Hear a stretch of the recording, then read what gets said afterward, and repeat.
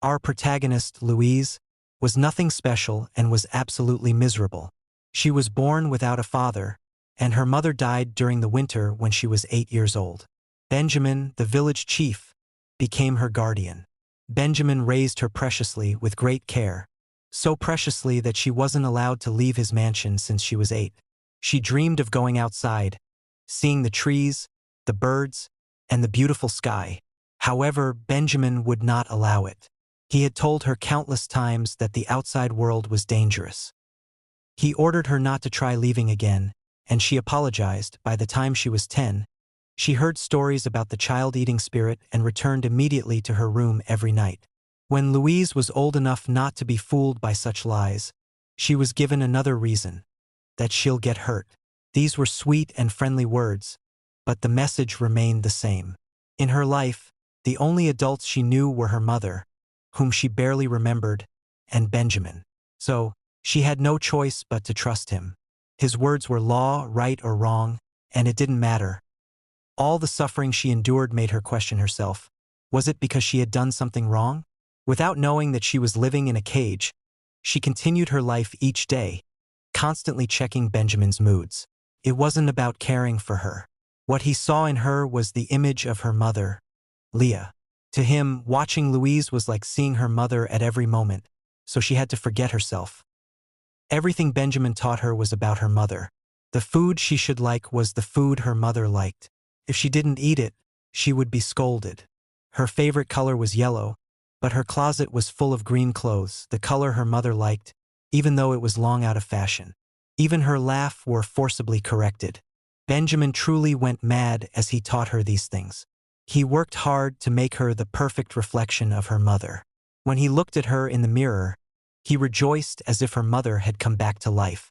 He constantly preached about how beautiful and elegant her mother was and that Louise should be just like her.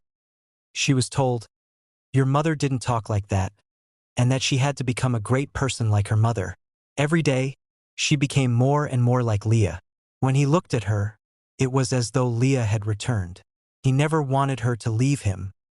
He believed that if it weren't for him, she would be nothing but an orphan, so she could never forget his kindness. Now, she was confused about who she really was. When she turned 16, Benjamin tried to take her as his wife. At 16, she was still out of touch with the world, and she finally realized that she was nothing more than a caged bird. She could now see that his eyes, which once looked at her kindly, were ugly and gross. It was awful. She couldn't believe that the man who had raised her as a daughter was about to take her as his wife. But she didn't have a choice. She didn't know anything. She was just an orphan with nothing. There was only one thing left for her, the only thing even Benjamin couldn't control: her freedom to end it all. It was miserable, but even so, she had wanted to be happy. However, Benjamin only wanted her to be like her mother, and she was sure he would be happy to see her like Leah. Suddenly, she awoke to someone calling her name. She found it strange. She was sure she had ended things. When she looked at her body, she realized she was small again. Could this be real? Suddenly, her mother arrived, asking why she hadn't answered when she called for her. Her mother gently patted her head and asked if she was still sleepy. Louise started crying, calling for her mother. To her surprise, when she opened her eyes, she had returned to the winter when she was 8. She had woken up from that terrible dream. She concluded that God must have felt sorry for her, allowing her to escape that awful place. However, she prayed to God, asking if this was a dream she couldn't wake up from, to continue feeling sorry for her, and to protect her and her mother from Benjamin, and this time to not let the events repeat itself. As she relived her childhood, her mother was exactly as she remembered, her refreshing smile and love for roses. Louise was happy to see her again. Yet, despite her joy, she also realized how helpless she was. When she looked out the window, she saw her mother talking to Benjamin. He was proposing that they marry, insisting that since Louise needed a father, he should be her husband.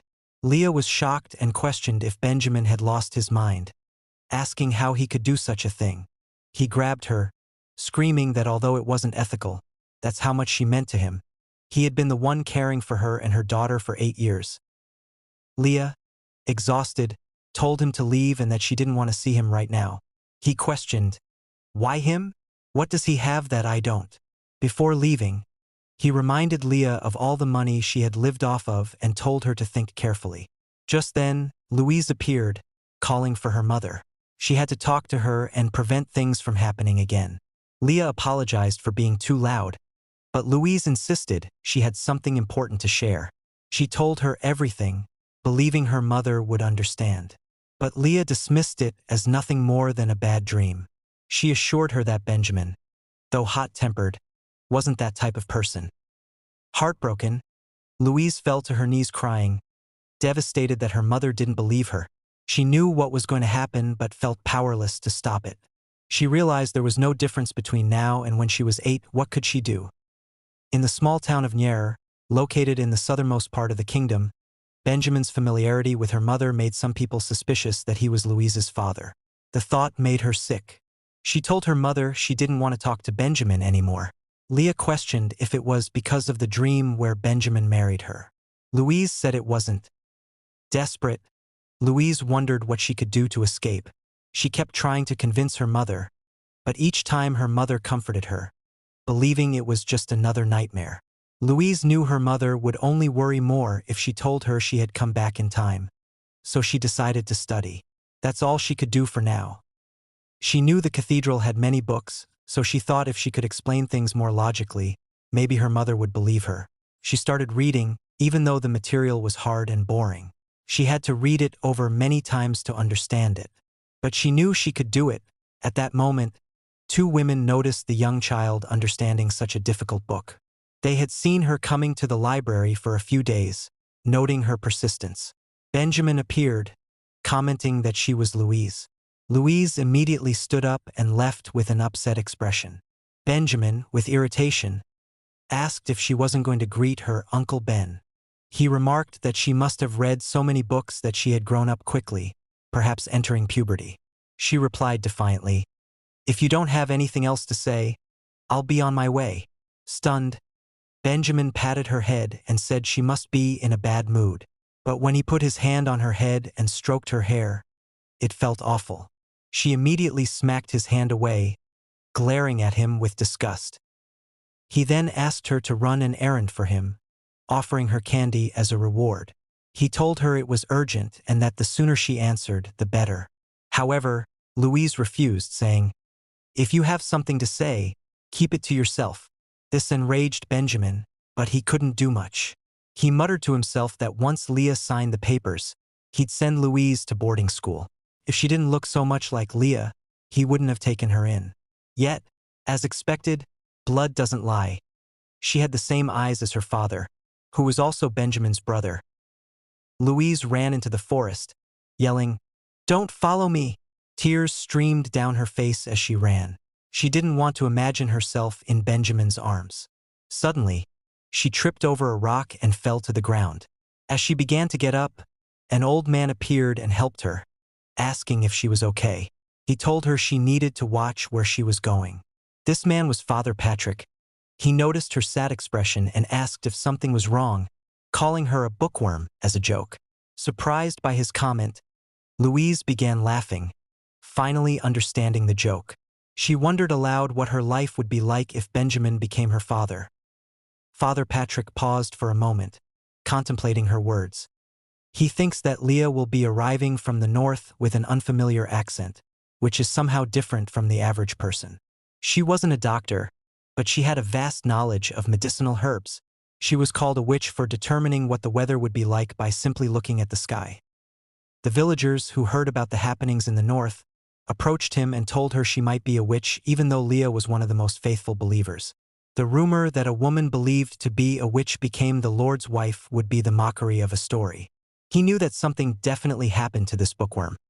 She lowers her head and comments that Benjamin doesn't resemble the man her mother talked about at all. But Patrick says that if there's a father in her life, even better things can happen. With a cold expression, she declares that Benjamin will never become her father. Patrick questions that since the Lord is rich, wouldn't he be able to get her the books she likes? But Louise exclaims that she is happy enough right now. Patrick notices that these days, in particular, She's acting in a way more unfitting of her age. He remarks that this world isn't an easy place for a person like Leah to survive by herself. But Louise declares that she will protect her mom. Patrick hands her a book and explains that he just finished transcribing it, asking if she would like to read it. She thanks him, and at that moment, her mom arrives to get her. Her mom questions if they should stop by the market on their way home, and Louise happily agrees. She waves goodbye to Patrick, and he tells her to travel safely. Later, Louise comments that her mother makes the best quiches, but she doesn't understand why it always features a snake. Her mother tells her to look carefully, as the snake is her father's family emblem. Louise looks at the necklace carefully, and just as her mother said, it is a snake. Although her mom never told her directly, she heard from the villagers that her father died. She wanted to meet her father, and it's a shame that she couldn't meet him before or today. On the streets of the village, she notices something posted on the wall. Recently, a pack of wolves has been eating the crops and livestock. As a result, there will be a subjugation mission in 1 week. Regardless of gender, it is mandatory for one person from each family to participate. Unfortunately, this means that someone from her family must go. Her mom is shocked as this means she must go. She tells Louise that they must go home quickly. As they walk together, there's an uneasy feeling overwhelming both of them. A boy proclaims that he will destroy those wolves, but his mom quickly takes him away. A boy questions if her family is participating, and she says no, as the Lord always sends a knight for Louise's family. A few days ago, Benjamin came again. He apologized to her, declaring that something must have come over him for a moment. He explains that there is no need for her to come, and he will send soldiers in her stead. Leah tries to say something, but Benjamin interrupts, saying that he will send a bit of soldiers on behalf of her family and a few others. They will understand. She explains that if he does that, she'll feel indebted to him. But he tells her that he wants to help her, questioning if he is as a friend. He questions if he will always be a friend to her, but she declares that she has a husband. He questions if she's talking about her wonderful husband, the one who doesn't send a single letter to the woman who has sent so many. However, Leah notices her daughter holding on to her. As a result, she tells Benjamin that they should talk later with just the two of them. However, Benjamin doesn't stop. He exclaims that it's been 8 years, and if he's alive, why hasn't he come to see her, even though she's continuously sent letters? He tells her he can make her happier. That kind of person doesn't have the right to be a father. Leah can't stop it. Hardly. She comes to the conclusion that her father is alive. She ponders if her father was really alive. Why didn't he come to find them? She is shaking, questioning why. Benjamin exits, but before he leaves, he tells her that she'll regret it if she doesn't fix that arrogant attitude. He's giving her one last chance, but he questions what does she think a woman who has a child yet no guardian can do. If she continues like this, then he can't send the soldiers for the wolf conquest this time. She declares that the citizens aren't at fault. However, he tells her to think well, and leaves them both standing. Louise knew that Benjamin was that kind of person, but she thought that he, at least, wouldn't hurt her mom. She was too delusional, obviously he would. Her mom bends down and questions if she's okay. Louise hugs her mom, and her mom tells her that she is sorry. But Louise tells her that this isn't something she should be apologizing for, and that she would protect her mom. Later, as she lies in bed alone, her mother pats her on the head. She knows it will be okay, or at least she hopes it will. She, her daughter, and the villagers all gather together. They will begin the conquest before it gets colder. Suddenly, a boy calls out to Louise and questions what's going on. She said the Lord would send soldiers. Did she lie? She comments that she never said they were coming. Benjamin broke his promise that he would send soldiers to help Leah and the citizens in the wolf conquest. Even his footsteps, that had once come insistently, completely stopped. But her mother explains that the Lord is very busy preparing for winter, so she came instead. The boy questions if she can fight. Louise questions why is he talking like that. A man exclaims that since they're lacking people, he'll go too, but his wife is hesitant. She exclaims that his leg isn't good enough to catch a wolf, and begs him not to go. His wife Margaret exclaims that Leah acted so close to the Lord before, yet when they needed him the most, he was absent. Louise tells her mom that it's not her fault. It's Uncle Benjamin who made the promise and didn't keep it. Not too long after, the villagers approached the wolves with axes, grass cutters, and bats. Unfortunately, these wolves weren't easily defeated. They pounced without fear. One man accidentally pushed Leah away, which led to his downfall. As the wolf pounced on him and attacked him viciously, Leah was horrified by what she saw. The man lost his life, and his wife declared that it was all Leah's fault. If only the soldiers had come, her husband wouldn't have died. Leah lowered her head and declared that she was truly sorry. However, the woman attacked Leah, saying that sorry wasn't enough. The villagers stopped her, but the woman said it was all Leah's fault. She told Leah that she needed to join her husband in the afterlife. Louise couldn't move, but tears streamed down her face. From that day onwards, the villagers began isolating her and her mother under Margaret's leadership, the lady who lost her husband. At first, they would sell items to her at the same price but give slightly less, only to the point that it was barely noticeable. Or they would sell things to other people right in front of her eyes, and then claim they had nothing left to sell to her mom. To make things worse, no one sat next to them. The superficial friendliness the villagers had once shown toward her mother had turned into deep hatred. Being in a place with an open view helped Louise calm down. She decided to read a book, but was attacked by a group of boys who pushed her to the ground, injuring her. The boys questioned if she only read books all the time. They questioned what a girl like her could do by just reading books, and said she was so ugly that she wouldn't even be able to get married. They taunted her, asking if she would just eat up a perfectly fine husband like her mother. However, Louise threw dirt in their eyes. The boy questioned what she was doing, but Louise grabbed his shoulder and warned him that he could curse her if he wanted to. But if he touched her mom or even mention it, she won't let it go. Later, a woman approached Leah. Leah was surprised and questioned why she was there. The woman asked how she raised her child, that Louise had scratched her precious son's face, even though the scratch was barely visible. The woman told Leah to bring Louise to apologize. Leah apologized and declared that she would pay for the treatment. The woman questioned if she could even afford the treatment, and warned that her husband would hear about this. She was going to make sure the two of them would never set foot in the marketplace again. Meanwhile, Louise was lying in bed with a high fever. Earlier, when she arrived home, her mother welcomed her with a happy smile, but that quickly faded upon seeing her daughter covered in scratches, her clothes dirty. Her mother questioned Louise if they should treat her scratched face first. Leah began crying. She really wanted to see her husband. The looks from the villagers, who stared at Leah and Louise, resembled madness of some sort. Only Father Patrick would take them in. He gave Louise some books and herbs for her, but apologized that he couldn't do much more. He questioned if Leah was doing any better. Louise declared that she was still in very bad shape, and this was the first time she had caught a cold. She really hoped that she would get better soon. Her mother, who hadn't left the bed all day, caused her much worry, and she hurried to the doctors. However, in the end, the doctors and pharmacies refused to see her mother. Due to pressure from the church on the villagers, thankfully, a doctor with a good conscience came to visit their house late at night. However, helping them came at a price. To make an example of him, the doctor wasn't even able to buy a loaf of bread.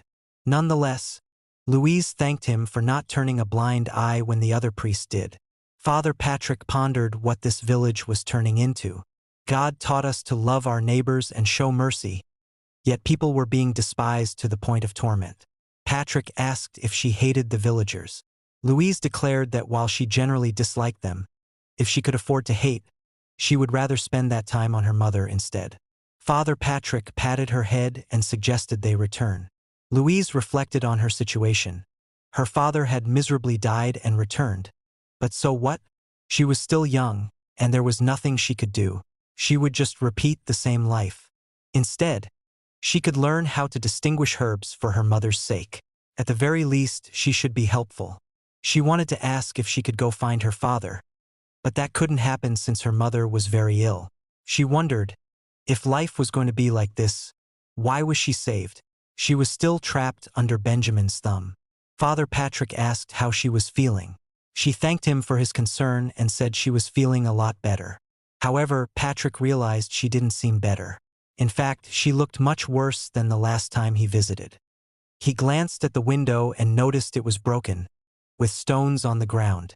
Despite their efforts, it wasn't enough. Louise gave Leah some herbal water. Though it wasn't much, it was the best she could do. Leah thanked her, but Patrick hoped spring would arrive soon and that the wounds inflicted by the villagers would be healed. He also hoped they would receive apologies for what had been done to them. Leah stopped drinking. Louise noticed she hadn't even consumed half and then began coughing before collapsing. Louise shook her mother, pleading for her to wake up, tears running down her face. They needed to call a doctor immediately. Patrick was uncertain about what would happen to Louise if he left her alone, but it was too dangerous for him to stay. He had an idea. He ordered Louise to bring the Lord and a doctor right away, and he would stay to watch over her mother. Louise ran as fast as she could. She hesitated earlier, but in this situation, the only person who could save her mother was Benjamin. She wondered if she would lose her mother again. She didn't want that. Since she had come back in time, she wanted to live with her mother. She finally arrived at Benjamin's. Benjamin commented that it had been a while, but Louise got straight to the point. She needed his help. Benjamin apologized and said he was going to rest, so if she had something to say, she could say it tomorrow. Louise explained that her mother was sick and demanded that he go to their house with a doctor immediately. If he didn't, he would regret it for the rest of his life. He ordered his servant to prepare to leave. They sat in the carriage in silence, Benjamin staring at Louise's face. He wondered why she was crying if her mother only had a simple cold, as reported. When they finally arrived with the doctor, Louise asked if her mother would be okay and if she would get better. The doctor, however, apologized, terrifying Louise. She insisted the doctor could do more, but Leah called for her daughter. Louise rushed to her mother's side. The doctor asked Benjamin and Father Patrick to leave the room for a moment. Louise, heartbroken, confessed that she hated it and asked if her mother was going to leave her again. She really hated it. Anything but this. Leah apologized to her daughter, admitting she hadn't believed her and had even lied to her. She acknowledged that Louise might have realized from Benjamin's words earlier, but her father was alive. Leah instructed Louise to find him, but Louise begged her mother to come with her. Leah knew that wasn't possible, but if that were the case, Louise didn't want to go either. Leah confessed that she was happy to have been her mother and wiped her daughter's tears away. She expressed her love for Louise with all her heart before her hand fell to the ground, lifeless. Louise screamed, calling for her mother, catching the attention of Father Patrick and Benjamin. Father Patrick asked if she was okay, but Louise blamed herself, thinking that her mother was taken away because of her. Meanwhile, Benjamin contemplated the fact that Louise had told him he would regret it, but he thought she was wrong. Now he could finally have a part of Leah. Benjamin approached Louise, declaring that he would be her guardian. However, this was more terrifying than the devil standing before a man. Father Patrick thought that if Louise became the Lord's daughter, the villagers would no longer ostracize her, and he felt relieved. But Louise declared that she didn't want to be Benjamin's daughter, nor would she go with him. She explained that she felt trapped by him again. She knew her father was alive, and if that was true, then Benjamin didn't need to take her in. Benjamin, desperate, told her not to be stubborn and that they should go together. Louise, hugging Father Patrick, cried that she didn't want to go and would stay with her mother. Father Patrick gently told her to calm down, suggesting they could think about it later. He asked if she thought it would be best to go with Benjamin for now. Louise, clenching her fists, smacked his hand away. The doctor then claimed that, according to the laws of the kingdom, a person could become the guardian of a young child with signatures from 2 witnesses. There would be no legal problem. Benjamin covered his face, hiding his smile, and acknowledged that although the situation was valid, it was unavoidable. Father Patrick could be the second witness, and Louise could live comfortably. However, Louise firmly refused to become family with Benjamin, begging Father Patrick not to send her away.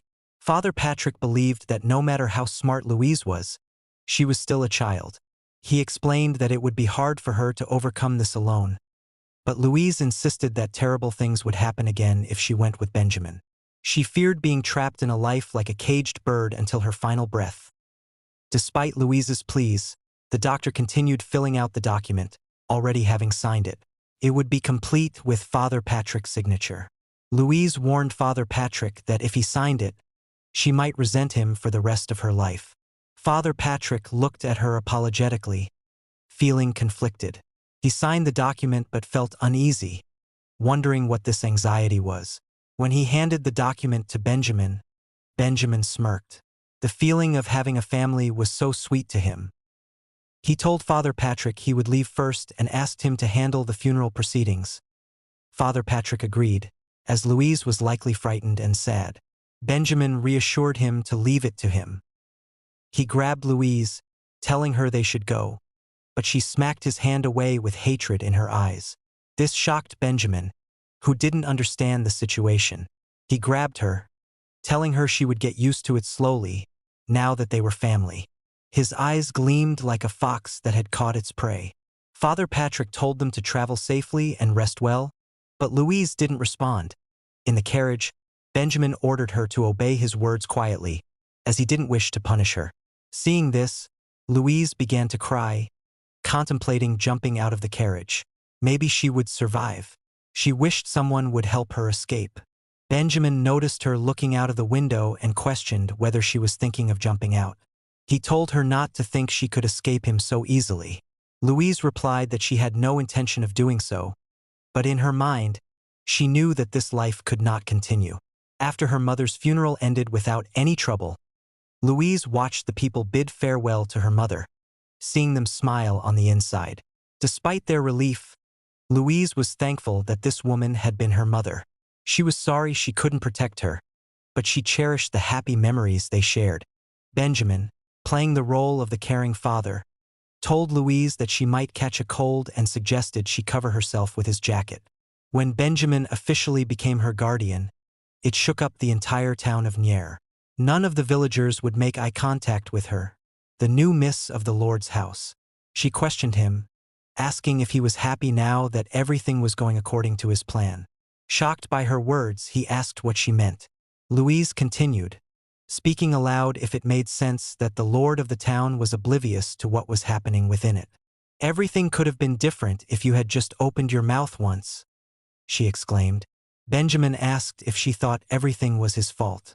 Louise countered, "If it isn't your fault, then whose is it?" He commented that she should have listened to him earlier, adding that Leah could have allowed them all to be happy together, which is what he believed. Louise retorted, "You would have been happy, but my mother wouldn't." Benjamin, growing frustrated, remarked, "You're a lot like your mother. Both of you lack manners." He pointed out that despite holding onto books every day, she still knew so little. He also reminded her that even if she ran off, she couldn't live without his help. However, Louise declared that she didn't need his help. He grabbed her, telling her not to talk nonsense. She struggled and told him to let go, vowing never to forgive him for what he had done. Later, a maid informed Benjamin that Louise had no intention of leaving her room except for weekend worship. He responded that Louise just needed time. As adults, they needed to understand and embrace her. He also thought it was better than her crying every night about missing her mother. The maid agreed, and Benjamin reassured her not to worry too much, saying he would bring Louise her dinner that evening. The maid complimented him, calling him kind. She hoped Miss Louise would soon understand how much he cared for her. The maid knocked on Louise's door, announcing that he had brought her meal, but there was no answer. He told the maid that he would go inside. Upon entering, he saw Louise staring at the sunset. "You're really a stubborn girl," he muttered, adding that if someone saw her like this, they'd think she was in prison. He threw the meal on the ground, telling her to eat it before it got cold. Louise pondered if he didn't feel any shame. Ever since he dragged her into this mansion, not a day had passed without him treating her like this. Everyone was on his side, so it felt pointless to say anything. But did he really think she would just sit there and suffer? To show her defiance, Louise lifted the hem of her dress, stomped on the meal he had thrown on the ground, and told him to eat it himself. "You're the one who gave me all these reasons not to leave," she exclaimed. "If this isn't imprisonment, Then can I go to the cathedral tomorrow? Benjamin told her she could do whatever she wanted, then slammed the door shut with brute force, and no matter how many times she visited the cathedral, Louise couldn't get used to her situation. She looked at her family emblem and thought about how much she missed her mother. However, she believed that Father Patrick might listen to her. But wouldn't he trust Benjamin? He was the one who signed the papers, after all. Wouldn't he think she was lying and get angry instead? She had said some harsh words to Father Patrick, but she couldn't sit still like this. The next day, Louise told a servant that she wanted to make a confession and requested that the servant wait a moment. The servant assumed that Louise wanted to reflect on her rude behavior towards Benjamin, so she agreed but reminded her to return quickly. Louise ran as fast as she could, at least as fast as her dress allowed. She spotted Father Patrick and called out to him. Patrick commented that it was the first time he had seen her since the funeral. She tried to tell him something but was out of breath. He told her to calm down and asked if she wanted water. She declined, saying she didn't have much time. She told him everything that had happened, and Father Patrick asked, in shock, how Benjamin could do such a thing. Louise knew it was hard to believe but begged him to trust her. She didn't know about anyone else, but she believed in Father Patrick. Patrick observed that Louise had lost weight since he last saw her, even more than when Leah was working. He couldn't see very well through her dress, but he knew she was wounded in multiple places. He remembered noticing Benjamin's creepy smile, which had sent chills down his spine before it quickly disappeared once Benjamin realized he was being watched. There's no reason for this child to lie, he thought. He had suspected there was more to the story, and now he knew why Louise had acted coldly toward Benjamin as she prepared to leave. Patrick urged her to wait, but Louise, thinking he didn't believe her, told him it was fine. She couldn't do anything about it anyway, so she requested he forget everything she had told him.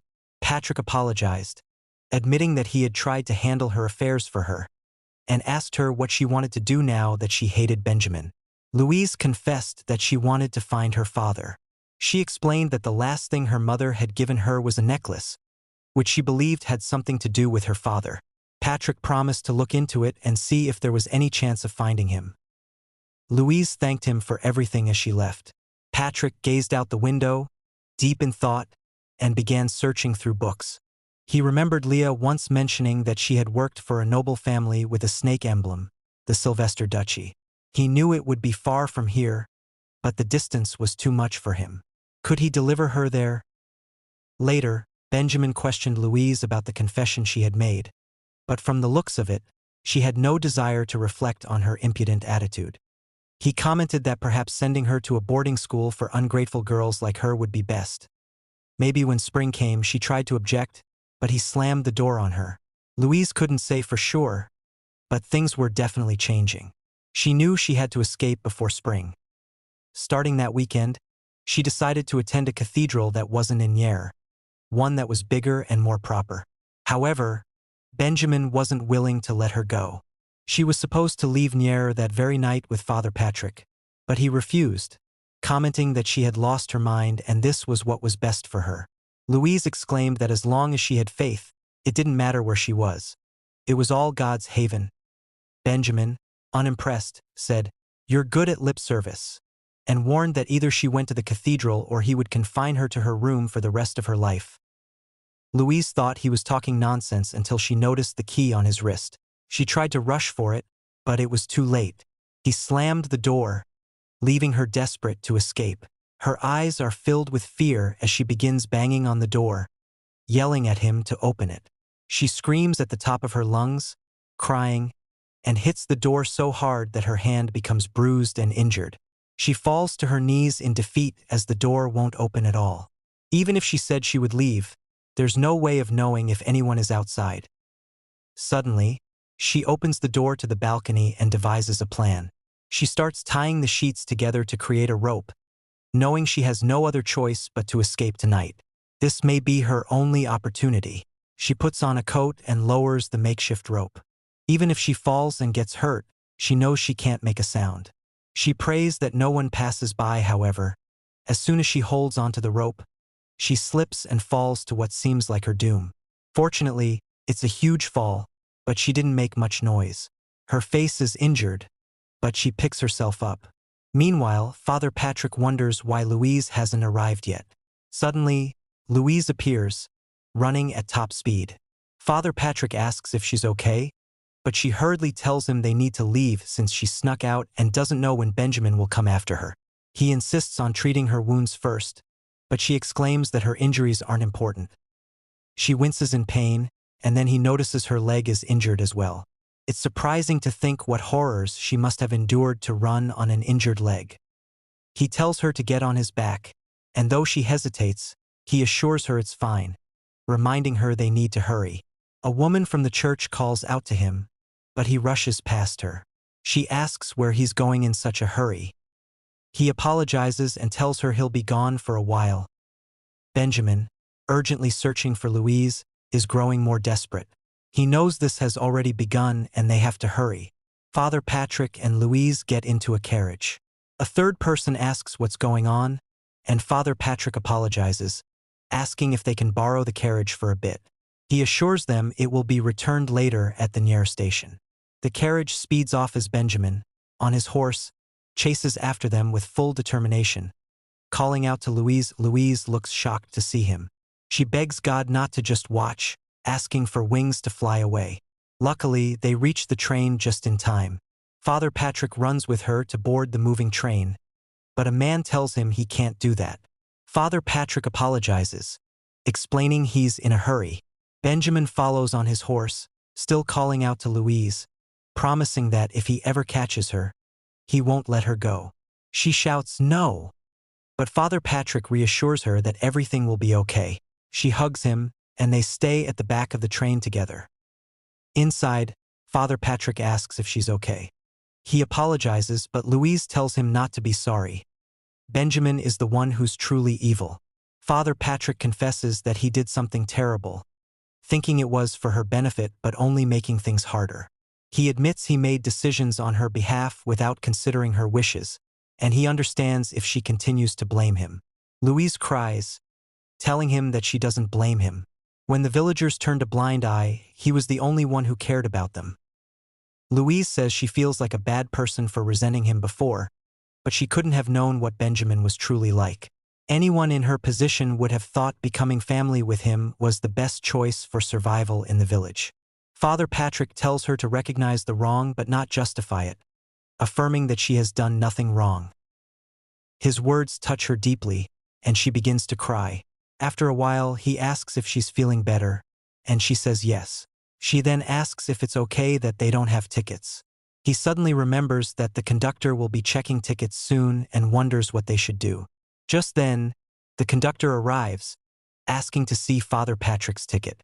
Father Patrick apologizes, saying the tickets went missing when the child was playing with them, and offers to pay for temporary tickets.